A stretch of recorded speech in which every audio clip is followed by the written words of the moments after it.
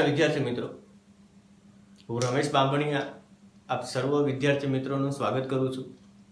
મિત્રો, આપણે આગળના લેક્ચરની અંદર ધોરણ 12 સાયન્સ રસાયણ વિજ્ઞાનમાં વીટી કસોટી બ્રાઉન રિંગ ટેસ્ટ અને નાઇટ્રિક એસિડના ઉપયોગો વિશે આપણે વાત કરી હતી. આજના લેક્ચરની અંદર આપણે ફોસ્ફરસ તરફ આગળ વધીશું.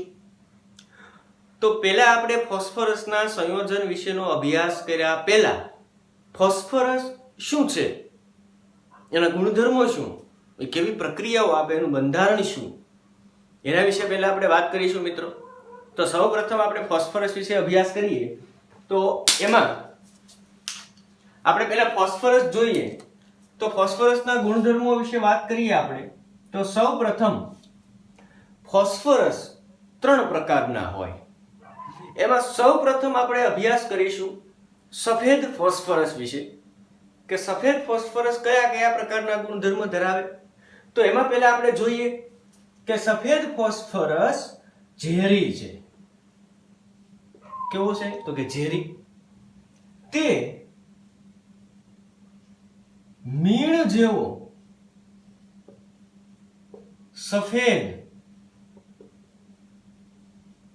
ઘન પદાર્થ છે. કેવો છે? તો કે મીણ જેવો સફેદ અને ઘન પદાર્થ છે. તે અંધારામાં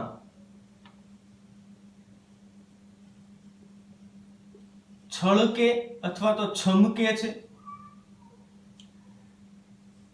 જો મિત્રો સફેદ ફોસ્ફરસને સૂર્યપ્રકાશની હાજરીમાં રાખવામાં આવે તો એનું રૂપાંતર છે એ પીળા રંગમાં થાય, માટે એને પીળો ફોસ્ફરસ પણ કહેવાય. તો એ ગુણધર્મો પણ આપણે અહીં લખીશું કે સૂર્યપ્રકાશ ની હાજરીમાં પીળા રંગમાં ફેરવાય, તેથી તેને પીળો ફોસ્ફરસ કહે છે. મિત્રો, પીળો ફોસ્ફરસ અથવા તો સફેદ ફોસ્ફરસ છે એ પાણીમાં અદ્રાવ્ય છે, પાણીમાં ઓગળતો નથી. એટલે કે પાણીમાં અદ્રાવ્ય છે, પરંતુ કાર્બનિક દ્રાવક જેવા કે કાર્બન ડાઇસલ્ફાઇડ CS2 માં દ્રાવ્ય છે. કાર્બનિક દ્રાવક CS2 માં દ્રાવ્ય છે. સફેદ ફોસ્ફરસનું ગલન બિંદુ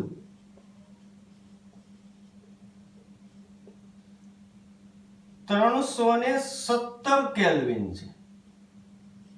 કેટલું છે સફેદ ફોસ્ફરસનું ગલન બિંદુ? તો કે 317 કેલ્વિન. મિત્રો, સફેદ ફોસ્ફરસ અતિ ક્રિયાશીલ છે. શું કામ અતિ ક્રિયાશીલ છે એ આપણે જોઈએ પછી. પણ એ અતિ ક્રિયાશીલ હોવાથી એટલે તમે હવાની હાજરીમાં લાવો એટલે એ સળગે, ઝડપથી સળગી ઉઠે છે. માટે સફેદ ફોસ્ફરસને પાણીની અંદર સંગ્રહ કરવામાં આવે કે તે અતિ ક્રિયાશીલ હોવાથી હવાના સંપર્કમાં લાવતા એટલે કે હવાના સંપર્કમાં આવતા સળગે છે. તેથી તેનો સંગ્રહ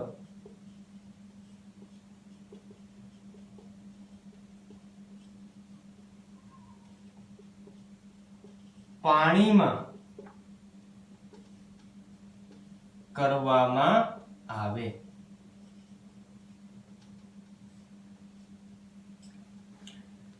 ખૂબ ક્રિયાશીલ હોવાથી હવાના સંપર્કમાં આવે એટલે સળગી ઉઠે અને માટે એનો સંગ્રહ છે એ શેમાં કરવામાં આવે? પાણીમાં.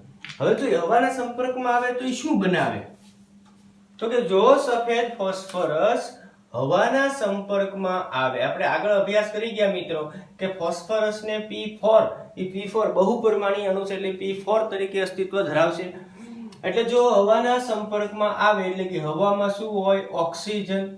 એટલે એ ફોસ્ફરસ ટ્રાયોક્સાઇડ, જો મર્યાદિત પ્રમાણમાં હવા હોય તો ફોસ્ફરસ ટ્રાયોક્સાઇડ બનાવશે,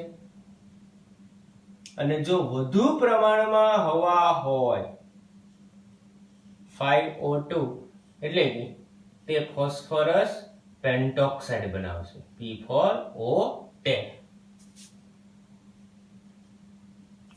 મિત્રો ફોસ્ફરસને જો 573 કેલ્વિન તાપમાને ગરમ કરવામાં આવે એટલે એની કરતા પણ વધુ સ્થાયી ફોસ્ફરસમાં ફેરવાય. એ કયો ફોસ્ફરસ? તો કે રાતો ફોસ્ફરસ.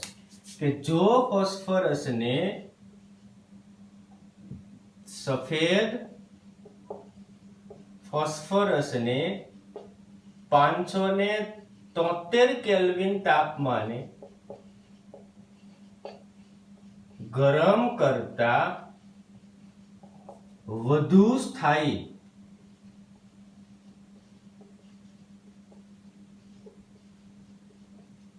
રાતા ફોસ્ફરસમાં રૂપાંતર પામે. અને છેલ્લો એક ગુણધર્મ મિત્રો જોઈએ આપણે કે જો ફોસ્ફરસ ને નિષ્ક્રિય વાતાવરણમાં ઉકળતા NaOH સાથે, સોડિયમ હાઇડ્રોક્સાઇડ સાથે જો ગરમ કરવામાં આવે તો ઈ ફોસ્ફીન બનાવે, PH3.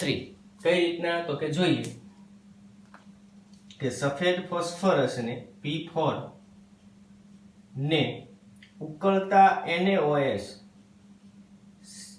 ના દ્રાવણ સાથે એટલે કે H2O લેવું પડશે, ગરમ કરવામાં આવે તો એ ફોસ્ફીન બનાવે, PH3, અને પ્લસ સોડિયમ હાઇપોફોસ્ફાઇટ બનાવે, Na2H2PO4, સોડિયમ હાઇપોફોસ્ફાઇટ બનાવે. પ્રક્રિયાને આપણે સંતુલિત કરીએ તો ફોસ્ફરસ અહીંયા 4 છે, અહીંયા 1 અને 1 એટલે કે અહીંયા આપણે 3 મોલ કરશું. તો સોડિયમ Na ખાલી Na આવશે, NaH2PO4. તો સોડિયમ 3 છે તો અહીંયા 3 કરવા પડશે. સોડિયમ હાઇપોફોસ્ફાઇટ, સોરી ફોસ્ફેટ નહીં, ફોસ્ફાઇટ. ઓક્સિજન જો 3 દુ 6 છે તો 3 અહીંયા છે તો અહીં 3 કરવા પડશે, એટલે હાઇડ્રોજન 3 દુ 6, 3 દુ 6 અહીંયા થઈ ગયા, અને 3 અહીંયા એટલે કે 3 અહીંયા, 3 દુ 6 અહીંયા 9 થઈ ગયા. એટલે અહીંયા શું બનાવ્યું? ફોસ્ફીન, જેનો આપણે આગળ ફોસ્ફરસ પૂર્ણ થાય પછી આપણે એના વિશે અભ્યાસ કરીશું. તો આ વાત કરી મિત્રો આપણે સફેદ ફોસ્ફરસની. ફરી એકવાર જોઈ લઈએ કે સફેદ ફોસ્ફરસ ઝેરી છે, મીણ જેવો સફેદ ઘન પદાર્થ છે, અંધારામાં છળકે છે, સૂર્યપ્રકાશની હાજરીમાં પીળા રંગમાં રૂપાંતર પામે, તેથી તેને પીળો ફોસ્ફરસ પણ કહેવામાં આવે છે. અંધારા પાણીમાં કેવો છે? અદ્રાવ્ય, અને કાર્બન ડાઇસલ્ફાઇડ જેવા દ્રાવકમાં કેવો છે? દ્રાવ્ય, એટલે કે કાર્બનિક દ્રાવક તરીકે કાર્બન ડાઇસલ્ફાઇડમાં દ્રાવ્ય છે. ગલન બિંદુ 317 કેલ્વિન, અને અતિ ક્રિયાશીલ હોવાથી હવાના સંપર્કમાં આવતા એ કેવો થાય? સળગે. એટલે એનો સંગ્રહ છે એ હેમાં કરવામાં આવે? પાણીમાં. હવા સાથે પ્રક્રિયા કરે એટલે કાં તો એ ફોસ્ફરસ ટ્રાયોક્સાઇડ બનાવે, અને કાં તો એ શું બનાવે? ફોસ્ફરસ પેન્ટોક્સાઇડ. અને 573 કેલ્વિન તાપમાને ગરમ કરો એટલે વધુ સ્થાયી રાતા ફોસ્ફરસમાં એનું શું થાય? રૂપાંતર. અને નિષ્ક્રિય વાતાવરણમાં એ ઉકળતા NaOH ના દ્રાવણ સાથે રેડોક્સ પ્રક્રિયા આપે. કઈ પ્રક્રિયા આપે? રેડોક્સ. રેડોક્સ પ્રક્રિયા આપી અને શેનું નિર્માણ કરે? એ ફોસ્ફેટ. ત્યારબાદ બંધારણ જોઈએ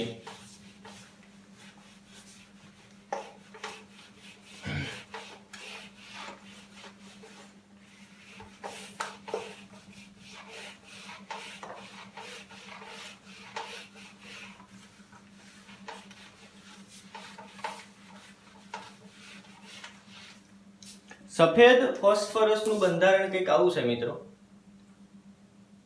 આ એક ફોસ્ફરસ, અહીંયા બીજો ફોસ્ફરસ, અહીં ત્રીજો ફોસ્ફરસ અને અહીં ચોથો ફોસ્ફરસ. એનું બંધારણ છે ઈ આ રીતનું હોય છે.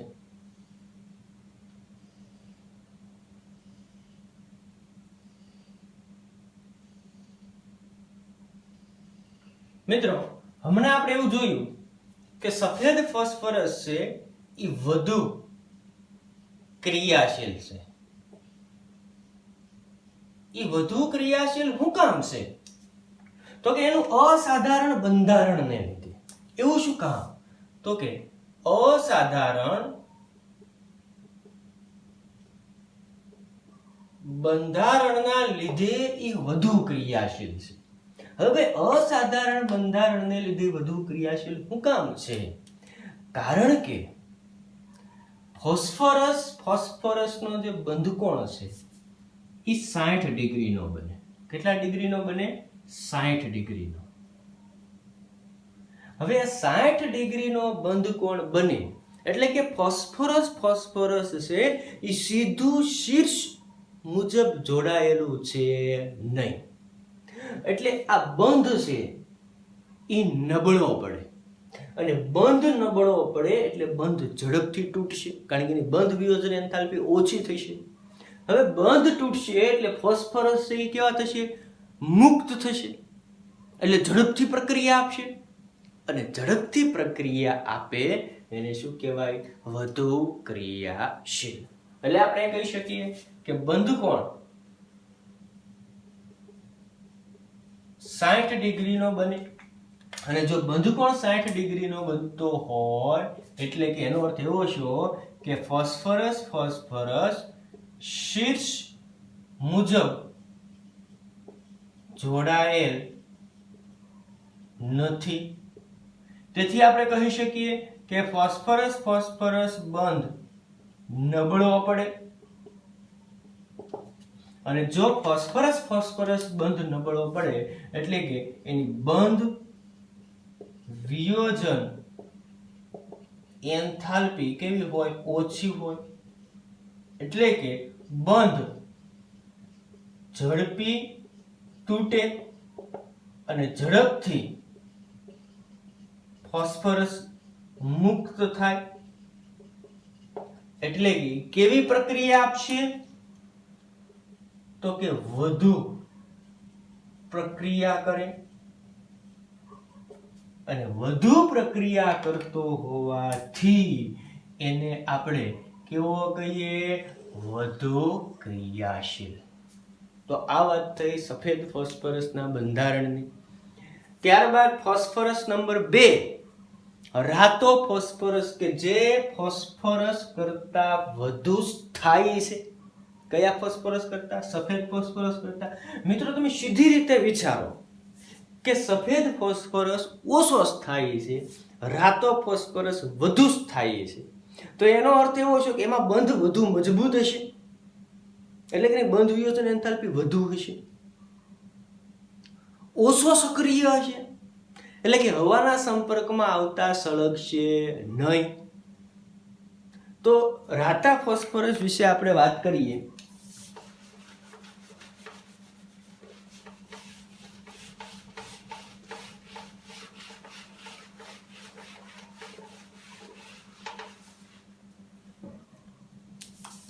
બીજો ફોસ્ફરસ રાતો ફોસ્ફરસ.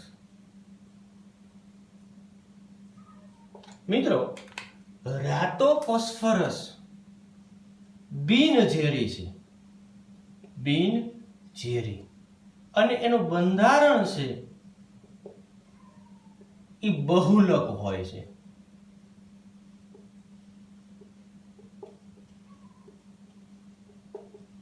બહુલક પ્રકારનું એટલે કેવા પ્રકારનું? તો કે આપણે અહીં દોરીએ એનું બંધારણ. તો કે ફોસ્ફરસ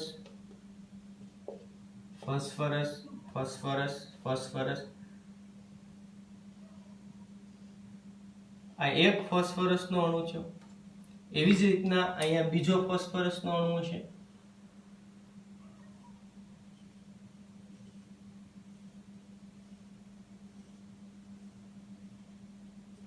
એવી જ રીતના અહીંયા ત્રીજો ફોસ્ફરસનો અણુ હશે.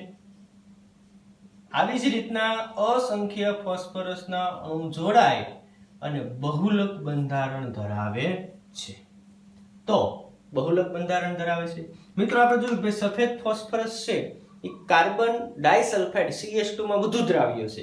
હવે એની સાપેક્ષે રાતો ફોસ્ફરસ છે એટલે કે સફેદ ફોસ્ફરસની સરખામણીમાં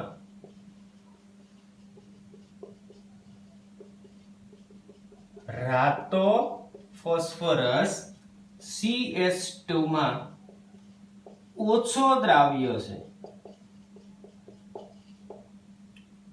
એનું ગલન બિંદુ હવે વધુ સ્થાયી હોય, જે પદાર્થ વધુ સ્થાયી હોય એનું ગલન બિંદુ પણ કેવું હોય? ખૂબ વધુ હોય. એટલે કે એને પીગાળવા માટે ખૂબ વધુ ગરમ કરવું પડે. એટલે કે ગલન બિંદુ 873 કેલ્વિન છે. ત્યારબાદ વધુ સ્થાયી હોવાથી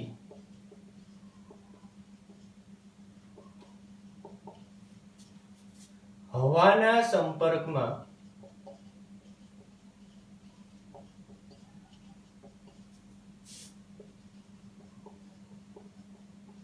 સળગતો નથી. હવાના સંપર્કમાં આવતા તે સળગતો નથી. એટલે કે ઈ ઓછો સફેદ ફોસ્ફરસ કરતા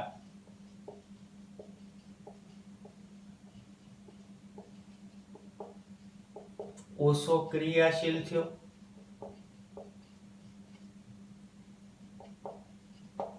સફેદ ફોસ્ફરસ કરતા કેવો હોય? તો કે ખૂબ ઓછો ક્રિયાશીલ. અને છેલ્લી વાત એના ઉપયોગની આપણને કરી છે અહીંયા કે ભાઈ રાતા ફોસ્ફરસનો ઉપયોગ છે એ દિવાસળી,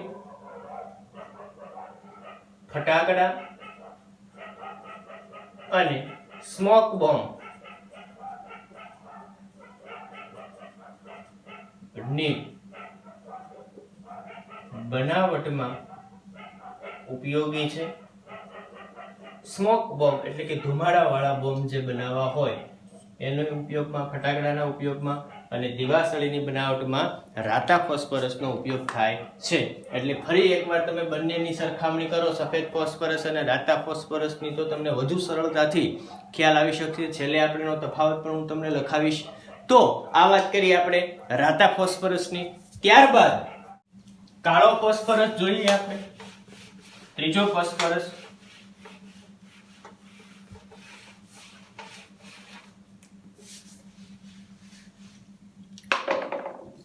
ફોસ્ફરસ આપણે જોઈશું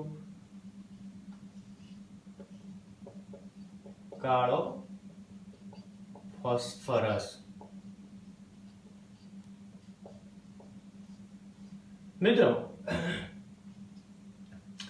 કાળો ફોસ્ફરસ બે અપરૂપો ધરાવે. કયા કયા બે અપરૂપ? તો કે તે બે અપરરૂપ ધરાવે છે. કયા કયા બે અપરૂપ? તો કે એક આલ્ફા કાળો ફોસ્ફરસ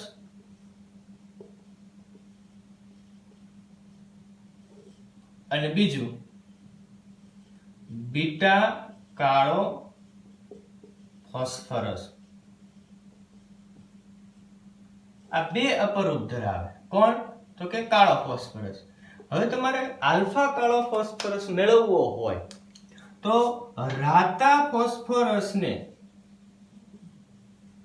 બંધ નળીમાં 803 કેલ્વિન તાપમાને ગરમ કરો એટલે તમને મળે આલ્ફા કાળો ફોસ્ફરસ. એવી જ રીતના સફેદ ફોસ્ફરસને ઊંચા દબાણે 473 કેલ્વિન તાપમાને ગરમ કરો એટલે તમને કયો ફોસ્ફરસ મળશે? બીટા કાળો ફોસ્ફરસ. મિત્રો બંને ફોસ્ફરસ, આલ્ફા કાળો ફોસ્ફરસ અને બીટા કાળો ફોસ્ફરસ બંને ફોસ્ફરસ વિદ્યુતના સુવાહક છે. એટલે આપણે લખી શકીએ કે બંને વિદ્યુતના સુવાહક છે. કાળો ફોસ્ફરસ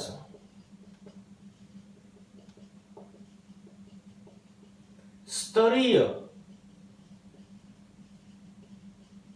બંધારણ ધરાવે. કેવું બંધારણ ધરાવે? સ્તરીય. સ્તરીય બંધારણ એટલે કેવું બંધારણ? તો કે આ રીતનું.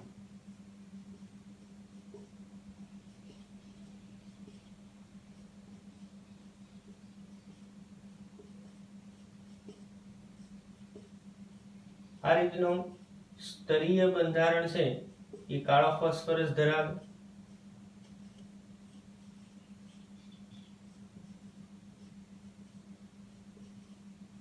આ રીતનું બંધારણ ધરાવે, સ્તરીય બંધારણ. આનું આખું સ્તર છે વિસ્તરણ પામેલું હોય છે અને એમાં જે ફોસ્ફરસ બંધકોણ હોય એ 90 ડિગ્રીનો હોય.